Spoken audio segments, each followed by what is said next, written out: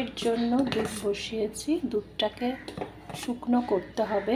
পায়েস করা সবাই জানে, তবে আমি আজকে যে পায়েসটা করছি সেটা হচ্ছে একদম এইটুকু চাল তোমাদের দেখাচ্ছি।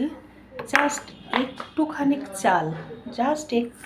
চাল নিয়ে বাতাসা দিয়ে পুরো পায়েসটা করব। তার সাথে একটু কাজুও দেব।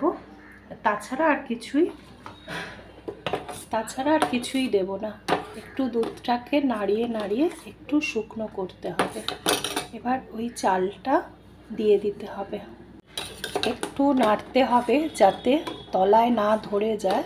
তবে এই রকম একটা গোল হাতা বসিয়ে রাখলে দুধটা ওতলে পড়বে না।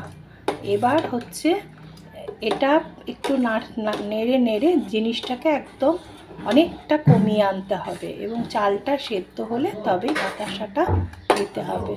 এই চালটা দিয়ে দিলাম। চালটা এবার একটু দুধে সেদ্ধ হবে।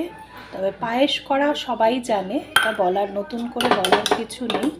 তবে আমি যেভাবে বানাচ্ছি সেটাই তোমাদের সাথে শেয়ার করছি। একদম একটুখানি চাল নিয়ে দুধটাকে একদম ক্ষীরের মতন করে দিতে হবে। আর বাতাসা দিয়ে করলে দুধের রঙটা মনে হবে একটু লাল হবে, বেশ মনে হবে মানে নলেন গুড় দিয়ে করেছি। টেস্টটাও খুব ভালো হয়।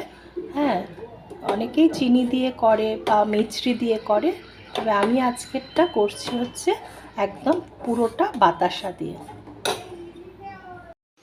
এই যে তৈরি হয়ে গেল পায়েস। এটা হচ্ছে বাতাসা দিয়ে করার পর এরকম লাল রং হবে এবং খেতেও খুব টেস্টি হবে।